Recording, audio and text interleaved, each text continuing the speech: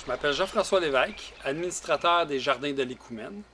Je suis un horticulteur, semencier, biologique. Donc, les Jardins de l'Écoumène, c'est une entreprise qui se spécialise dans la production de semences de légumes anciennes. Tous nos produits sont certifiés biologiques, donc on respecte les normes de l'agriculture bio. Les variétés qu'on cultive sont somme toute des variétés qui étaient utilisées par nos ancêtres, en fait, il faut le dire ainsi. Ce sont des variétés qui ont été sélectionnées après plusieurs générations. On a des variétés qui ont près de 400 ans d'histoire et ce qu'ils ont aussi comme principale caractéristique, c'est vraiment de correspondre aux besoins du jardinier.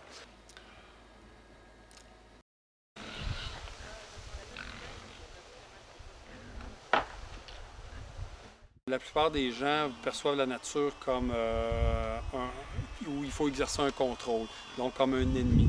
Nous, on a adopté plutôt une façon différente. On essaie de travailler plutôt avec la nature que contre elle. On cherche à comprendre comment elle fonctionne, comment on peut créer une multitude d'interactions à travers tous ces organismes vivants-là. Et oui, c'est possible en fait de cohabiter d'une façon harmonieuse avec la nature, plutôt que chercher à travailler contre elle. Donc, on accepte qu'à certains moments, il y ait des pertes. On accepte aussi, en fait, de partager les récoltes. Mais avant tout, c'est important d'avoir des connaissances en écologie pour permettre, en fait, d'établir des écosystèmes qui sont équilibrés, qui permet en fait de produire d'une façon abondante, naturelle. En culture conventionnelle, tout ce qui finit par cide, pesticides, insecticides, acaricides, herbicides, cherche en fait à détruire les formes de vie. Alors nous, on travaille à l'opposé, donc on favorise plutôt la vie que plutôt la détruire.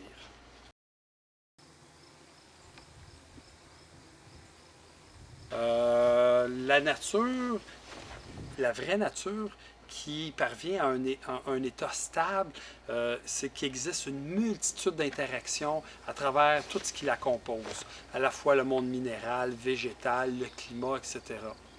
Donc, on a, nous, intérêt, en fait, à comprendre et à utiliser ces mêmes systèmes, à favoriser, en fait, cette intégration harmonieuse. L'idée en arrière de cette compréhension-là, c'est avant tout, si on veut dire simplement, c'est d'implanter en fait la bonne plante à la bonne place, d'être capable de comprendre les besoins en fait des organismes vivants. En agriculture biologique, on ne fait pas juste considérer le sol comme un aspect physique et chimique, mais on considère en fait toute forme de vie liée au sol comme étant indispensable à la croissance et au développement des plantes. L'intégration d'une grande diversité de plantes favorise encore une fois la biodiversité. Le contraire est la monoculture. C'est la monoculture, en fait, qui uniformise, qui standardise le milieu et crée, en fait, un déséquilibre. Dans la nature, on comprend, on observe également que c'est cette diversité-là qui amène la stabilité. Donc, nous, on cherche à reproduire les mécanismes naturels de la nature. Donc, on va plutôt intégrer plusieurs espèces pour justement favoriser l'équilibre naturel de nos jardins.